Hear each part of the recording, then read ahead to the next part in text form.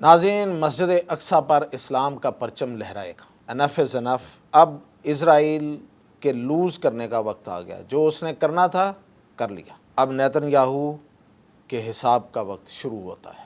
تفصیلات کے ساتھ میاں طاہر۔ تو سب سے پہلے تو میں آپ کو بتاؤں کہ یہ جو سعودی عرب اور پاکستان کا دفاعی ایگریمنٹ ہوا ہے، اب اس پہ بھی کچھ لوگ جو ہیں وہ اپنی تمکیری لے کے آ گئے۔ تمکیری ہوتی ہے کہ آپ کے پاس کوئی کہنے کو بات نہیں رہی تو آپ نے کوئی بیچ میں سے کوئی مکھی نکال لی کہ یہ جی اس میں بال ہے، یہ اس میں کچھ اور ہے، کہ جی یہ ایگریمنٹ ہے، ٹریٹی نہیں ہے۔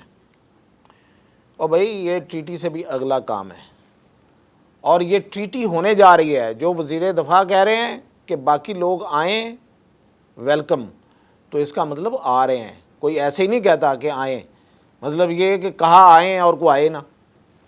تو یہ پہلے سے چیزیں طے ہوتی ہیں کہ آنے ہیں۔ باقی جو عرب ممالک ہیں، دیکھیں جو پورا مڈل ایسٹ ہے، اس میں سعودی عرب جو ہے اس کا کردار ایک بڑے بھائی کا ہے۔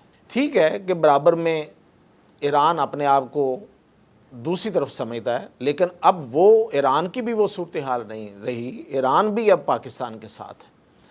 تو جتنے عرب ممالک ہیں وہ سعودی عرب کی طرف دیکھتے ہیں اور سعودی عرب کی لائن کو ٹو کرتے ہیں، جس طرف سعودی عرب جا رہا ہوتا ہے اس طرف جاتے ہیں۔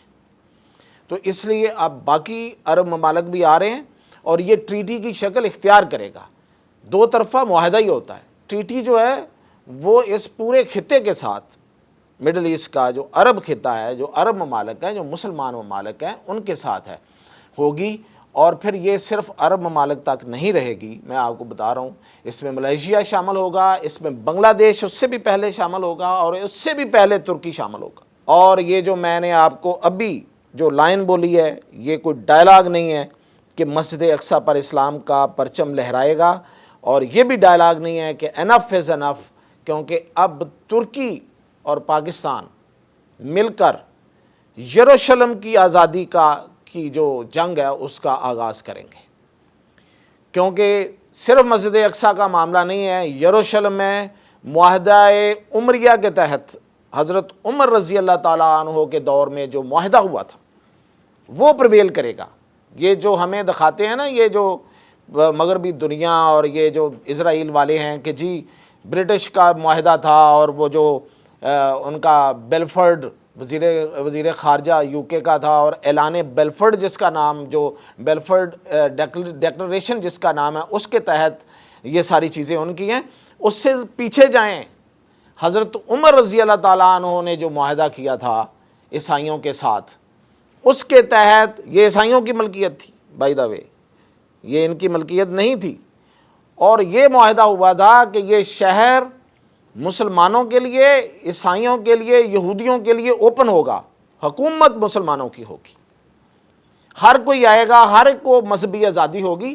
اتنی بڑی آزادی کی بات تو آج اقوام متحدہ نہیں کر سکتی، نہ وہ کسی سے بنوا سکتی ہے، جو حضرت عمر رضی اللہ تعالیٰ عنہ کے دور میں معاہدہ عمریہ کے تحت ہوا تھا، اور وہ معاہدہ موجود ہے آج بھی، اس پہ عمل درآمد ہوگا۔ کیونکہ جو ترک خلافت ہے، اس میں بھی اسی معاہدے کے تحت یروشلم کو حاصل کیا گیا تھا، اور یروشلم کی آزادی حاصل کی گئی تھی۔ اور اب یہ دونوں ملک، پاکستان اور ترکی، اور اس کے ساتھ پھر یہ سارے عرب جو ہیں وہ شامل ہوں گے، اور یروشلم کی آزادی کی بات ہوگی، مسجد اقصی پر اسلام کا پرچم لہرانے کی بات ہوگی۔ اور یہ جو جس طریقے سے ہم نے مودی سے حساب برابر کر کے حساب چکتا ہی نہیں کیا تھا، بلکہ اس سے حساب لیا تھا، اس کو لینے کے دینے پڑ گئے تھے۔ جب اس نے 4 میزائل مارے اور سویلین کو پاکستان میں شہید کیا، تو اس کے جواب میں جو کچھ اس کے ساتھ ہوا، اس کو جا کے پاؤں پڑنا پڑ گیا امریکہ کا، اور پھر جا کے ہم سے اس نے صلح کی۔ ہاں ٹھیک ہے، وہ جو براڈ بیس صلح ہے اس سے وہ ابھی پیچھے ہٹ رہا ہے، اپنا منہ چھپا رہا ہے، اس لیے کہ اس کو بھارت میں کوئی جینے نہیں دے گا، لیکن ایک دن اس کو آنا پڑے گا، ایک دن اس کو ٹیبل پہ بیٹھنا پڑے گا، یہ کمٹمنٹ ہے اس کی۔ تو اسی طرح یہ جو نیتن یاہو ہے، اب اس کا حساب کا وقت ہے۔ اب وہ گئی بات کہ جس طریقے سے وہ دن بدن آگے بڑھ رہا تھا، اور اس کا ہاتھ روکنے والا کوئی نہیں تھا، اب ہاتھ روکا بھی جائے گا اور ہاتھ توڑا بھی جائے گا۔ یہ وقت انشاءاللہ آ گیا ہے، اور میں اب آپ کو اس سے آگے یہ خبر دے رہا ہوں کہ یہ جو لوگ باتیں کرتے ہیں کہ پاکستان کے پاس اتنا کچھ ہے اور وہ اپنا شیئر کر رہا ہے سعودی عرب کے ساتھ، تو سعودی عرب کے پاس کیا ہے جو وہ شیئر کر رہا ہے؟ یہ دو طرفہ معاہدہ کیسے کہلائے گا؟ یہ تو یک طرفہ معاہدہ۔ یہ بھی پاکستان میں بھی کچھ لوگ جو بات کرتے ہیں باہر سے تو ہیں ہی ہیں۔ اب میں آپ کو بتاتا ہوں کہ سعودی عرب کے پاس کیا ہے جو پاکستانی پائلٹس اور پاکستانی فوجی چلائیں گے، اور جو سعودی عرب کے جو فوجی ہیں وہ پاکستان کے جو ہتھیار ہیں ان کو چلائیں گے۔ اور سعودی عرب کے پاس کیا کیا ہے وہ ذرا سنیے اور سر دھنیے۔ سعودی عرب نے اپنی دفاع پہ کوئی کم خرچ نہیں کیا ہوا۔